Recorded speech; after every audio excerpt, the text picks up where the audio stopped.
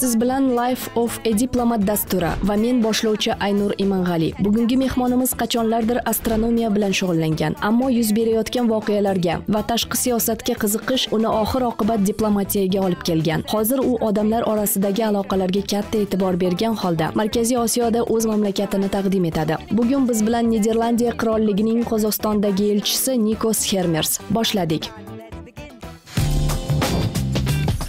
Biz mintaqaviy markaz sifatida faoliyat yuritamiz. Qozog'iston bilan ishlaymiz. Bu narsa hayotimni yengillatishidan juda mamnunman. Birgalikda ko'p narsalarga erisha olamiz. Bizda muammoli nuqtalar yo'q. Talabalik davrimda astronomiyani o'rganganman.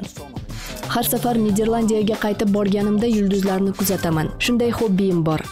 Aniq. Va men Niderlandiyada Qozog'iston elchisiga aylanaman. O'tgan yili biz o'tovda tunadik. Chindanmi? Bu tajribaga nima deysiz? Ajoyib. Orol dengizida ham bo'ldim. Unutilmas kunlar. Bu mintaqaning qanchalik buyukligini tushuna boshladim. Ha, biz hamkorlikni kengaytirish niyatidamiz. Bu sohada Qozog'istonning salohiyati keng deb o'ylayman. Bizda esa tegishli bilimlar bor. Bu ajoyib uyg'unlik.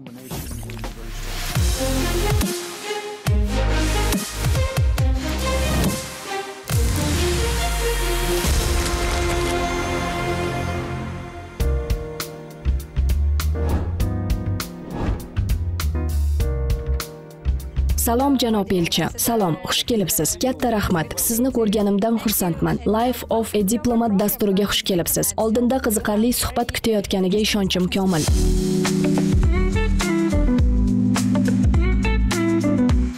Almatimi yoki Astana? Astana yashash va ishlashga, Almaty dam olishga. Qozoqcha pishirilgan go'shtmi yo qovurdoq? Qozoqcha pishirilgan go'sht. Niderlandiya va Qozog'istondagi asosiy o'xshashlik. Ikki xalq ham ko'chmanchi, dengizda va suvda kezadi. Niderlandiya va Qozog'iston orasidagi asosiy farq. Mamlakatingiz maydoni juda katta, bizniki kichik. Qozog'iston haqida birinchi taassurot. Sovuq. Velosipedmi yoki mashina? Velosiped. Strubvafli yoki bo'g'irsoq? Strubvafli. Qirol kunimi yoki Navruz? Ikkalasi ham. Futbol yoki ko'kpar? Futbol. Shamolli dala yoki bepoyon dasht? Ikkalasi ham. Amsterdam kanallarimi yoki Almaty tog'lari? Almaty tog'lari. Bugungi suhbatimizni nisbatan rasmiy mavzudan boshlasak. Niderlandiya va Qozog'iston o'rtasidagi hamkorlik, munosabatlar dinamikasi haqida gaplashsak, qaysi sohalar eng ko'p rivojlangan? Qozog'iston va Niderlandiya o'rtasidagi munosabatlarga kelsak, bir qarashda o'tgan yili ko'proq suv zaxiralari sohasida aloqalar rivojlandi. Qozog'istonda yuz bergan o'tgan yilgi toshqinlar vaqtida Niderlandiya yordam ko'rsatdi. Falokat vaqtida qator eksport tovarlari yetkazib berdi. So'ng Qozog'istonning turli vazirliklari bilan toshqinlarni boshqarish bo'yicha o'zaro hamkorlik qila boshladik. Bundan tashqari katta natijalarga erishilgan qishloq xo'jaligi, ayniqsa issiqxona xo'jaliklari sohasidagi hamkorlikni ko'rsatish mumkin. Niderlandiya bu sohada katta salohiyat va bilimlarga ega, lekin qishloq xo'jaligining boshqa sohalarida ham ishlay olishimizni ta'kidlashni istardim. Hamkorlikni kengaytirishni istaymiz, zero Qozog'istonda bu sohada ulkan salohiyat mavjudligi sir emas. Bizda esa bilim va tajriba bor. Bu ajoyib uyg'unlik.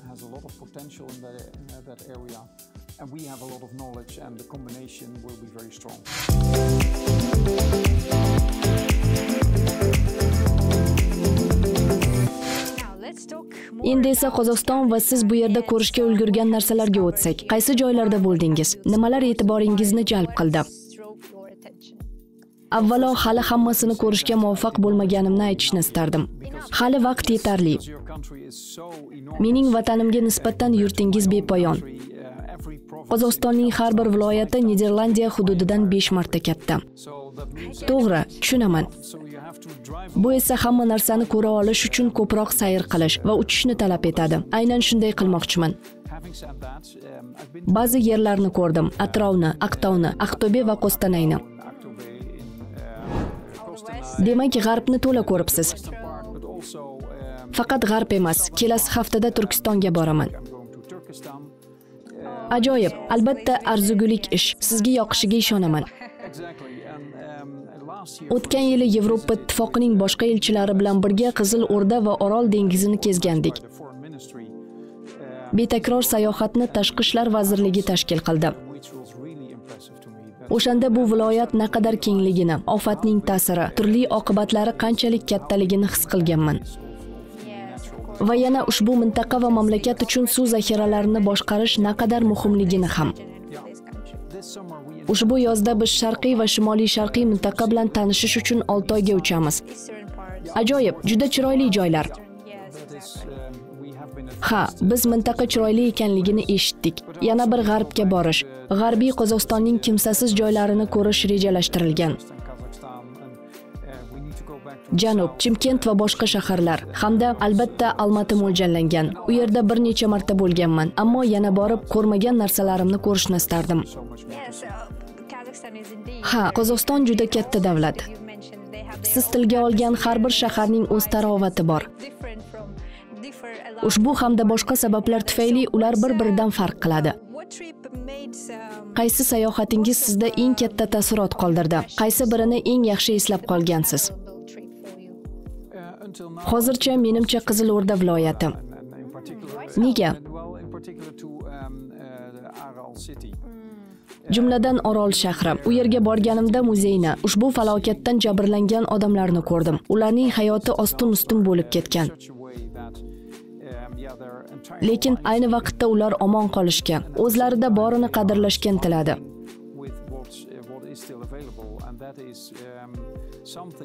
Menda katta taassurot qoldirgan narsa bir tomondan falokat, boshqa tomondan ko'chada hali ham futbol o'ynayotgan bolalar. Hayot davom etadi. Ha, hayot davom etadi. Bu odamlar omon qoldi. Endi oqibatlarni hal etish bilan mashg'ul. Lekin bu hammamiz yuz bergan voqealarga panja ostidan qarashimiz kerak degani emas. Buning uchun faqat Qozog'iston mas'ul emas. Bu dunyo miqyosidagi demasak ham mintaqa darajasidagi katta muammo. Uni hal qilishimiz zarur. Aytingchi, qozoq xalq an'analari, urf-odatlariga kelsak, sizda ko'rganlaringizdan qaysi biri eng yorqin taassurot qoldirdi?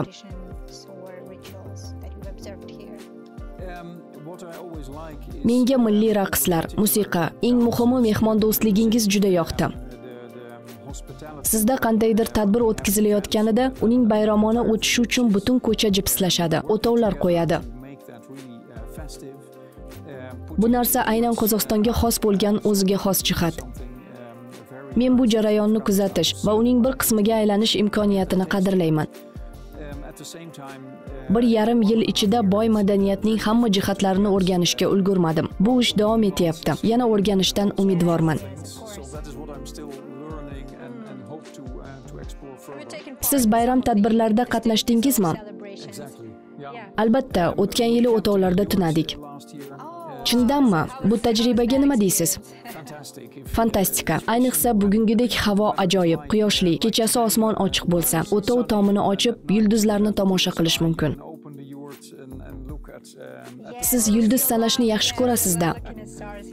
Ha, betakror tajriba.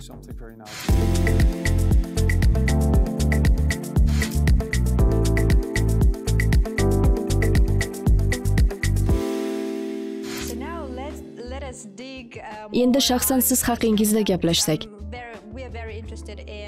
Siz uchun diplomat bo'lish nima o'zi? Biz professional darajada siyosat, tadbirkorlik, hamkorlik o'rnatish va boshqalar, har qanday ish bilan shug'ullanmaylik, hammasi muhim, o'ta zarur narsalar. Bu yerda hamma narsa odamlar bilan muloqotga bog'liq. Ayniqsa gollandiyaliklar begona mamlakatda murakkab ahvolga tushib qolganida bu narsa juda muhim. Shuning uchun eng muhimi o'z xalqingizga xizmat qilish. Shu bilan birga menimcha barcha diplomatlarga maqbul bo'ladigan narsa. Har qalay bu narsa menga yoqadi. O'zingiz sayyoh emas, mehmon maqomida bo'lgan mamlakatni ichdan o'rganish.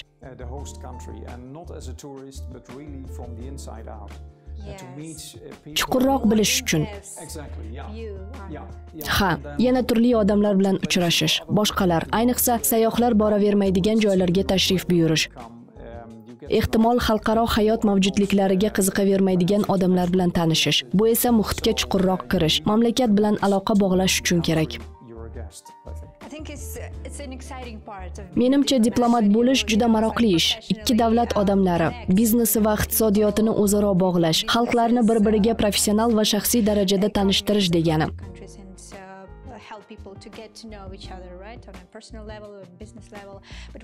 Aytingchi, ishingizning qaysi qismlari eng murakkab bo'lgan?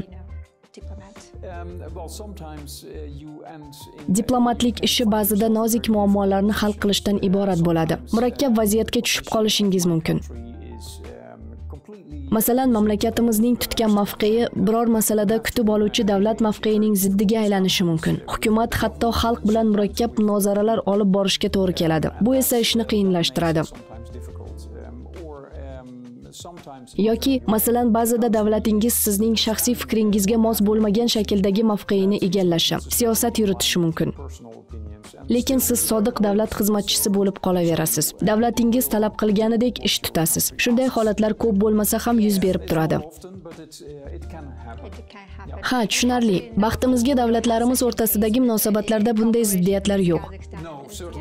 Yo'qligi aniq va men bundan mamnunman. Bu hayotimni ancha yengillashtiradi. Birgalikda ko'p narsalarga erisha olamiz. Bahsli muammolarimiz yo'q. Aytingchi, sizni diplomatiya sohasida karyera qilishga nima yetakladi? Aynan diplomat bo'lishga ruhlantirgan qandaydir vaziyat bo'lganmi? Ha, talabalar bilan suhbatlashganimda hamisha shuni misol keltiraman. O'zim Qozog'iston universitetlarida ko'plab taqdimotlar o'tkazaman. Umuman olganda talabalikda astronomiya bilan shug'ullanganman. Hobbiyim yulduzlarni kuzatish. Juda qiziqarli hobbi.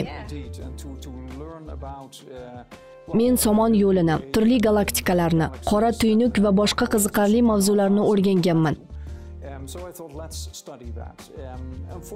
Va ushbu sohani tanladim. Ammo matematika og'irlik qildi. Boshqalari qiziqarli edi. Tushunaman, bundaylar ko'p. Keyin boshqa yo'lni qidirdim. To'satdan bola vaqtimda ham uyimizga keladigan gazetani birinchi bo'lib o'qishimni eslab qoldim. Deyarli hamisha birinchi emas, tashqi siyosat haqida hikoya qiluvchi 4-betidan boshlab mutolaa qilganman. Chindanmi? Ha, bolaligimdan dunyo voqealariga qiziqardim. O'shanda balki xalqaro munosabatlar, siyosatshunoslikni o'rganganim ma'quldir deb o'yladim. Shu tariqa o'qishga kirdim. Birinchi professorimning ilk ma'ruzasini yaxshi eslayman. Katta, 500 tacha talaba sig'adigan auditoriyaga kirdim. Astronomiya fakultetida esa 10-15 kishi o'qirdik. Buncha odamni ko'rib o'zimni yo'qotay dedim. Professor ma'ruzani boshladi. U Sharqiy Yevropa, sobiq Sovet ittifoqidagi, ehtimol hatto Qozog'istondagi voqealar haqida edi. Butun vujudim titrab ketdi.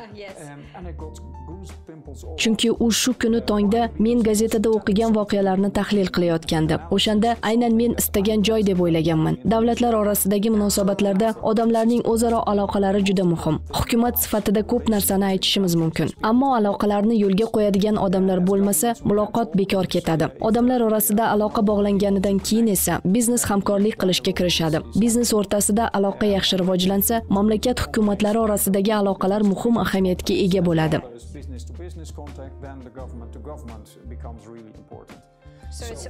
Hammasi odamlarning o'zaro aloqasidan boshlanadi, qolgani keyin. Fikrimcha, diplomatning asosiy vazifasi odamlar, Qozog'iston va Niderlandiya ahli o'rtasida muloqotni yo'lga qo'yishdan iborat. Shuning uchun biz Niderlandiyani reklama qilamiz. Nima uchun harakat qilayotganimizni tushuntiramiz. Niderlandiyada nimalarni topish mumkinligini aytamiz. Va har safar men Niderlandiyaga borganimda Qozog'iston elchisiga aylanaman. Ushbu ajoyib mamlakat va uning xalqi haqida Niderlandiya ahliga hikoya qilaman.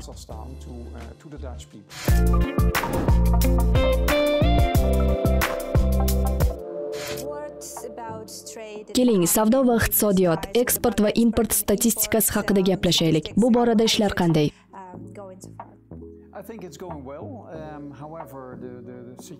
Menimcha hammasi yaxshi ketyapti. Lekin dunyoda yuzaga kelgan vaziyat davlatlarimiz o'rtasida biznes rivojlanishiga xizmat qilmaydi. Kelajakda vaziyat o'zgaradi deb umid qilaman. Gollandiya kompaniyalari Markaziy Osiyo va Qozog'istonga yo'l topyapti. Bu tomondan olganda munosabatlar albatta yanada yaxshilanadi. Umumiy raqamlarga kelsak, Niderlandiya albatta mamlakatingizga bevosita mablag' kiritgan eng yirik investor. Yaqin kelajakda bu ko'rsatkich o'zgarmaydi. Agar Niderlandiya so'nggi 20 yilda 120 milliard AQSh dollari miqdorida sarmoya kiritganiga qarasangiz, bu juda katta mablag' va bu raqamlar mamlakatlar iqtisodiy jihatdan qanchalik yaqin bog'langani haqida tasavvur beradi.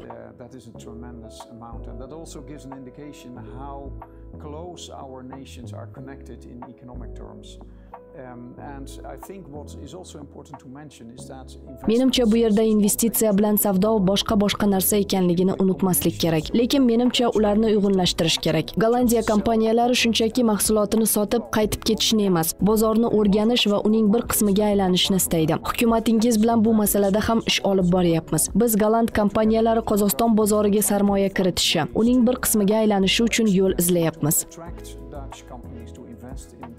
Kazakh market and to really become part of your country. What do you think are key strategic objectives? Fikringizcha Niderlandiyaning asosiy strategik maqsadlari nimadan iborat? Qozog'iston bilan hamkorlikda, shuningdek Yevropa ittifoqining sharqiy hamkorligi doirasida.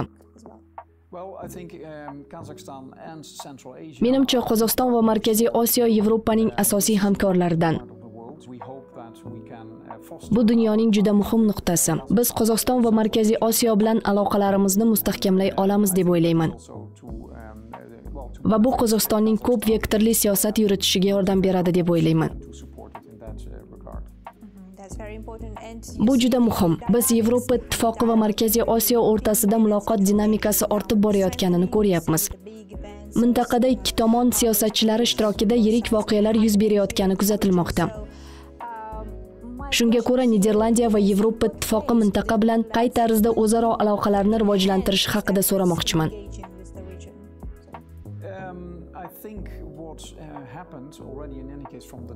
Menimcha bu borada o'zgarishlar amalga oshirildi. Har qalay Niderlandiya tomonidan olsak, elchixonamiz mintaqadagi 5 ta mamlakat bilan aloqalar uchun javobgar. Ilgari bu ishlarning bir qismini Moskvadagi elchixonamiz bajarardi. Biz uni Astanaga o'tkazdik. Ayni vaqtda mudofaa masalalari attashesi va qishloq xo'jaligi bilan shug'ullanuvchi ofis Moskvadan Astanaga ko'chirildi.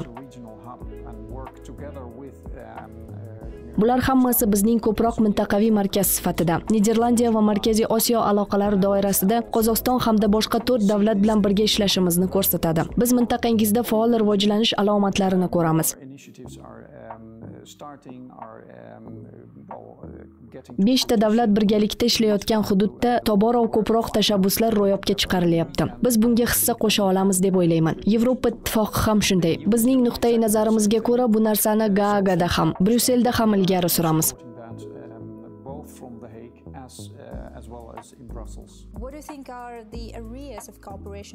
Qaysi sohalarda hamkorlik istiqbollari ko'proq, samarasi yaxshiroq bo'ladi deb o'ylaysiz?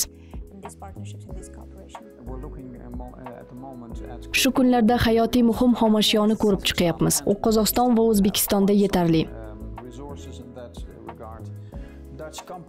Golland kompaniyalari buni unchalik ko'p ishlatmaydi, lekin bizdagi katta IT sanoat tegishli zanjir orqali ushbu materiallarga ehtiyoj sezadi. Shuning uchun mamlakatingizda ana shu soha rivojlanishini katta qiziqish bilan kuzatyapmiz.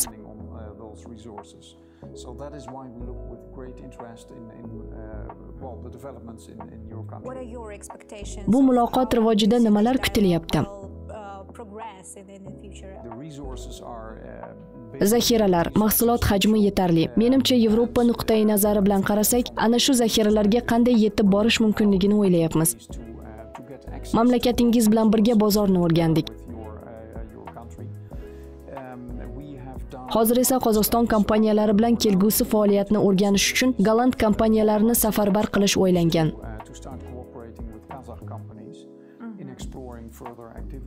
Bu soha shu qadar keng va texnik jihatdan nozikki, Gollandiya va Qozog'iston kompaniyalarining hammasi uchun unda joy topiladi.